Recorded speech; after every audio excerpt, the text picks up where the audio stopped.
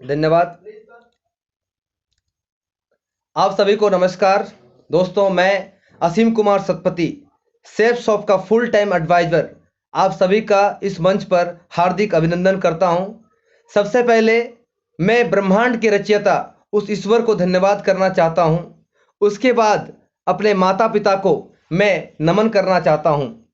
दोस्तों, मुझे इस बिजनेस में लाने के लिए बलराम सर, हराधन सर और सरोज सर को मैं दिल से धन्यवाद करना चाहता हूं।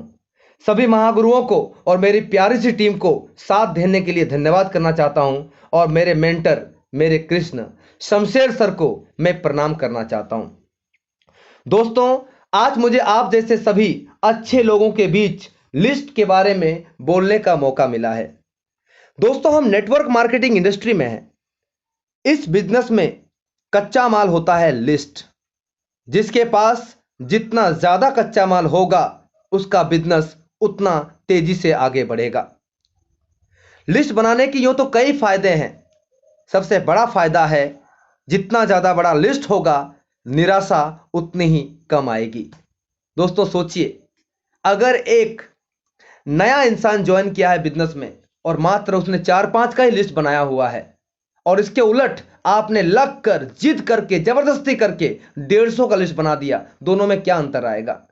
अगर आपने 150 का लिस्ट बनवा दिया है उस इंसान का और वो प्लान दिखाने गया और 4-5 भी रिजल्ट मन मुताबिक नहीं आए, कई बार होता है बिजनेस में, रिजल्ट मन मुताबिक आता है, कभी कभी मन मुताबिक नहीं भी आता है, तब भी उसे इस बात का दिलासा रहेगा कि 4-5 ही गए हैं, मेरे पास एक बहुत बड़ा कच्चा लिस्ट है। लेकिन दोस्तों सोचिए, अगर उसने मात्र 4-5 का ही लिस्ट बनाया होता तो उस समय उसकी हालत क्या होती, यह आप भली भांति जानते हैं। दूसरा फायदा, कच्चा माल रहने पर काम करने का प्रेरणा बनता है। दोस्तों, अगर हमारे पास लिस्ट होगा तो अपने आप से एक सवाल आएगा कि जब इतना कच्चा माल पड़ा हुआ है तो हम वेट किसका कर रहे हैं, चलो निकलते हैं, काम करते हैं। दोस्तों, हमारे हर सपने को पूरा करने की कुंजी होती है लिस्ट। हमारी कार कहां छिपी हुई है? लिस्ट में। हमारा घर कहां छिपा हुआ है? लिस्ट में। विदेश यात्राएं कहां छिपी हुई है? लिस्ट में। लिस्ट बनाने के तरीकों की बात करूं तो प्रगति पथ में इसके बारे में बेहतरीन तरीके से बताया गया है। पेज नंबर 46 से लेकर 52 में अच्छे तरह से बताया गया है। अगर प्रगति सूत्र पढ़ते हैं आप तो पेज नंबर 48 से 54 में इसके बारे में बहुत बढ़िया से बताया गया है।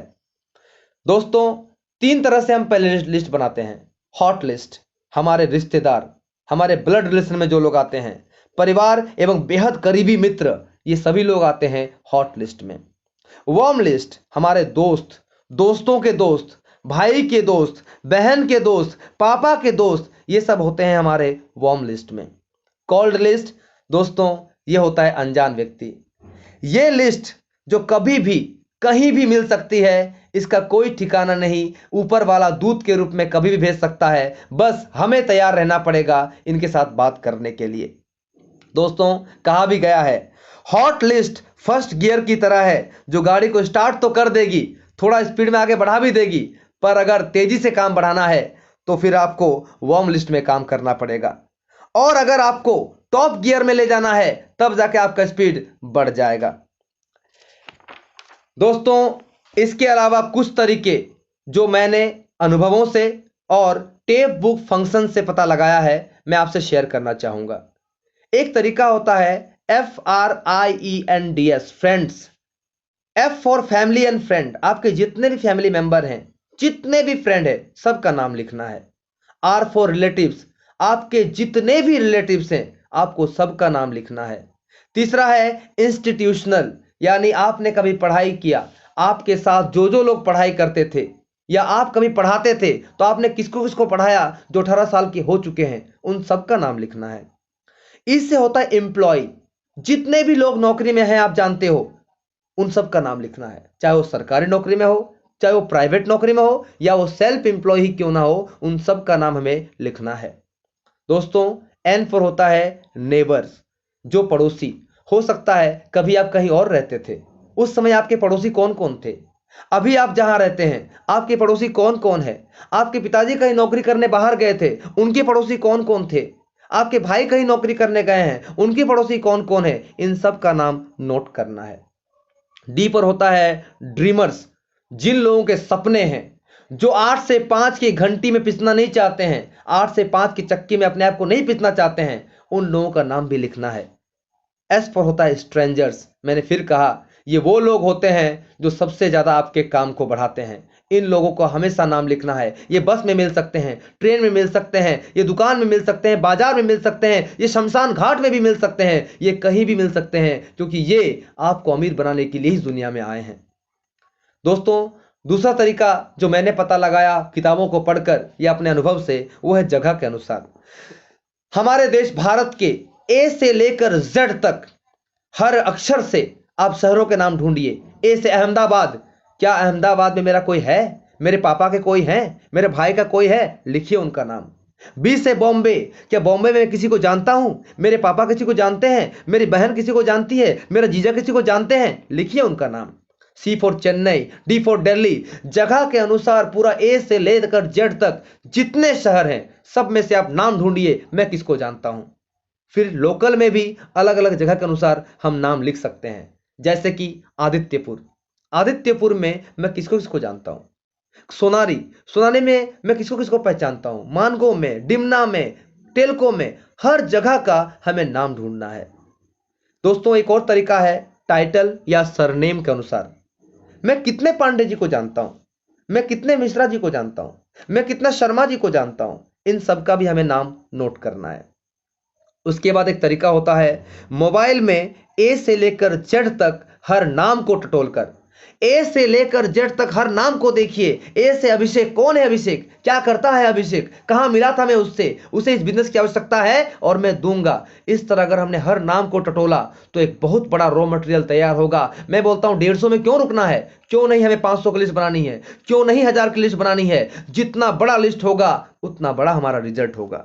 दोस्तों, कुछ लोग कहते हैं कि हमारे पास ज़्यादा लोगों की नॉलेज नहीं है सर, मैं ज़्यादा लोगों को नहीं जानता हूं।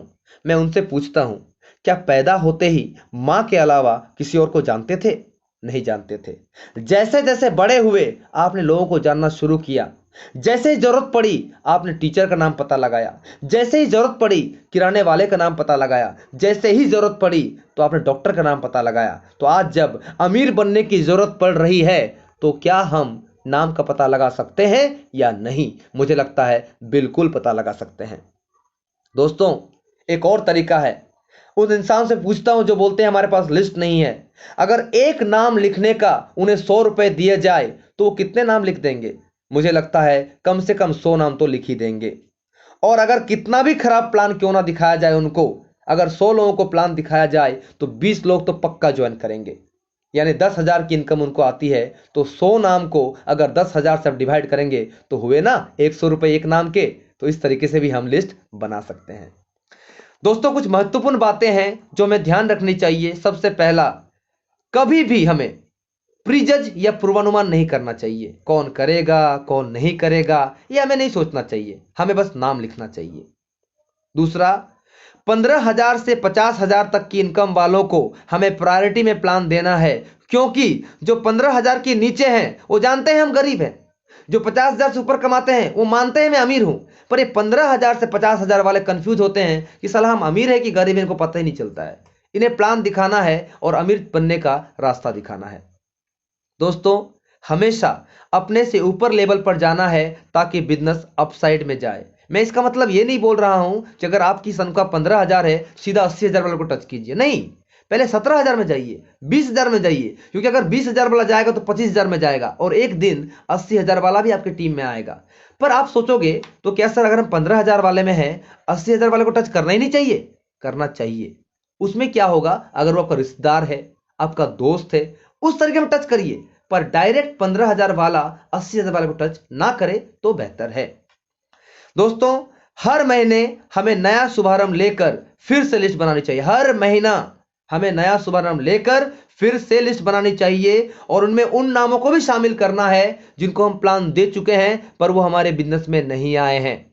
और जब नया शुभारंभ में हम नाम लिखें तो कोशिश करें पुराने शुभारंभ को देखने की जरूरत ना पड़े। हमारे दिमाग से, हमारे मन से, हमें तकनीक से यूज करके हमें फिर से नाम लिखने हैं। दोस्तों, एक और तरीका है, हर दिन कम से कम 3 नए नाम शामिल करने का टारगेट लेना है। इसका एक जीता जागता उदाहरण है।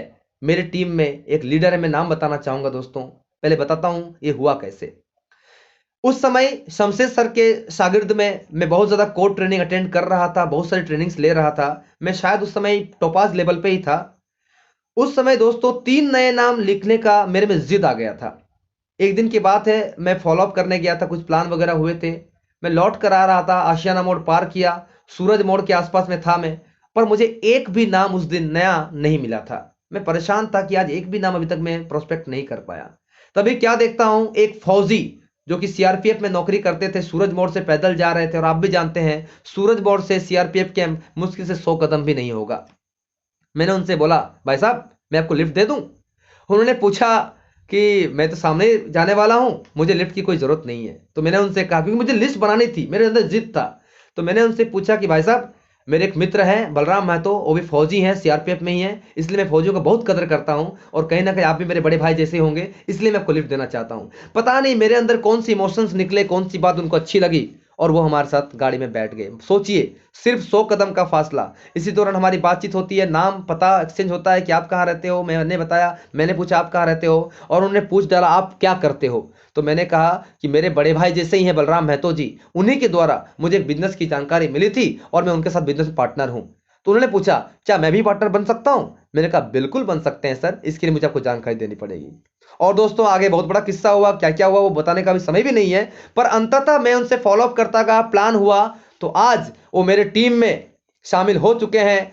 वो कोई और नहीं, बिकमिंग पर लीडर, जिन्होंने आते ही मेरे लिए 300 की टीम खड़ी कर दी है, मिस्टर संतोष कुमार जी हैं। और बताना चाहता हूं, आज मेरी टीम में 1000 से ऊपर फौजी होंगे, पर अगर मुझे 10 नाम चुनने पड़े फौजियों में, तो संतोष कुमार जी का भी नाम उसमें होगा। वो कहीं भी पोस्टिंग में रहें, हर समय उनके मन में चलता है सेफ शॉप।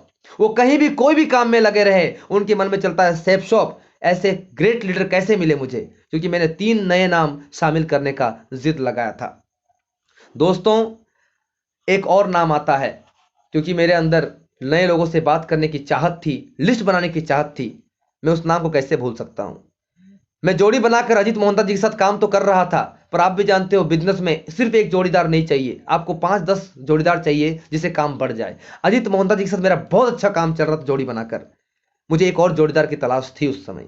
मैं एक शादी घर में गया था, और एक 17 साल के बच्चे, पता नहीं मुझे क्या दिखा और उसने मुझ में क्या दिखा। मैंने उससे बात किया, क्या करते हो, क्या करना चाहते हो? उसने बताया, नाम चाहता हूं, पहचान चाहता हूं, मैं पापा का बिजनेस नहीं संभालना चाहता हूं, मेरा पहचान चाहता हूं। मैंने उसे प्रोस्पेक्ट किया, उसे प्लान दिखाया, और दोस्तों आज वो कोई और नहीं, 2 टाइम थाईलैंड अचीवर, युवा दिलों की धड़कन मिस्टर विजय आचार्य जी हैं। मैं फक्र करता हूं कि मैंने उन्हें प्रोस्पेक्ट किया, आज जोड़ी बनाकर हम बड़ा काम कर रहे हैं। दोस्तों, अंत में इतना ही कहना चाहूंगा आप सभी से कि कुछ ग्राम सोना पाने के लिए हजारों टन मिट्टी खोदनी पड़ती है, कुछ हीरे पाने के लिए हजारों टन कोयले हटाने पड़ते हैं। तो क्या हमारे बिजनेस में एक डायमंड बनने के लिए 150 लोगों से गुजरना पड़ेगा या नहीं पड़ेगा? मुझे लगता है गुजरना पड़ेगा, और हम सबको कम से कम 150 की लिस्ट तो बनानी ही पड़ेगी, तब जाके हमें एक हीरा मिलेगा। अंत में मैं एक कुछ लाइंस लिखा हूं खुद से और आपके सामने पेश करना चाहूंगा। वो लाइंस इस प्रकार है दोस्तों, अगर चाहिए सुबह दिल्ली में और लंदन में शाम, अगर चाहिए सुबह दिल्ली में और लंदन में शाम, अगर पाना है पैसा, शोहरत, बंगला, गाड़ी और सम्मान, तो इसके लिए बस इतना सा करना होगा आप सबको काम। उठाओ अपना शुभारंभ और पूरे टीम का लिखवा दो सबका नाम, लिखवा दो सबका नाम। धन्यवाद दोस्तों, आप सबों से बात करके मुझे बहुत खुशी हुई। धन्यवाद so much, thank you so much.